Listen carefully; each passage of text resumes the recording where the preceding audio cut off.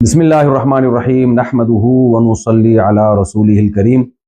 ابھی کینیڈا میں جو میرا حالیہ بیان ہوا ہے جس پہ کافی کنٹروورسی پھیلی ہے اور میرے بارے میں یہ دعویٰ کیا گیا کہ میں نے ایسے الفاظ کہیں جس سے نبی صلی اللہ علیہ وسلم کی بے ادبی جھلکتی ہے یا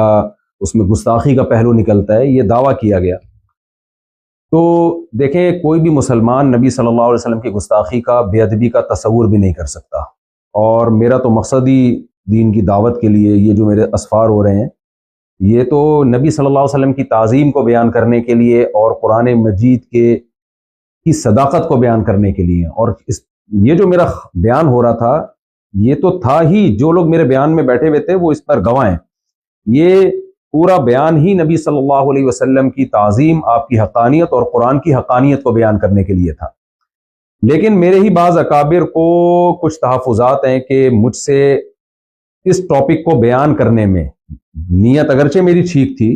لیکن اس ٹاپک کو بیان کرنے میں الفاظ کی سلیکشن میں بے احتیاطی ہوئی ہے،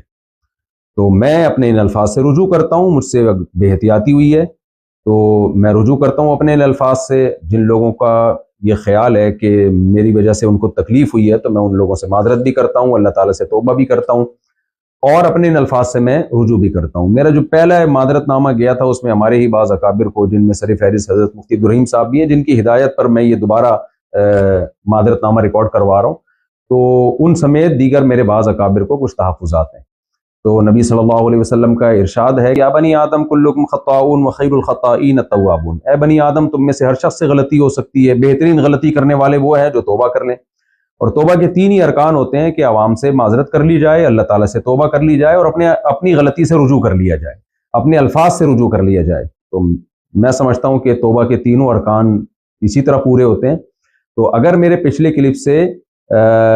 کسی کو اطمینان نہیں ہوا تھا تو میرا خیال ہے میرے اس کلپ کے بعد اب اطمینان ہو جانا چاہیے۔ اللہ تعالیٰ ہمارے دل میں نبی صلی اللہ علیہ وسلم کی عظمت کو قائم رکھے اور قرآن کی صداقت کو قائم رکھے، اور میں اپنے لیے بہت بڑی سعادت سمجھتا ہوں کہ نبی صلی اللہ علیہ وسلم کے ناموس پر اگر میری موت واقع ہو جائے۔ بہرحال الفاظ کے سلیکشن میں مجھ سے غلطی ہوئی ہے تو میں اس پہ دوبارہ صاف لفظوں میں معذرت کرتا ہوں، اللہ سے توبہ اور اپنے ان الفاظ سے رجوع۔ جزاکم اللہ احسن الجزاء وما علینا الا البلاغ۔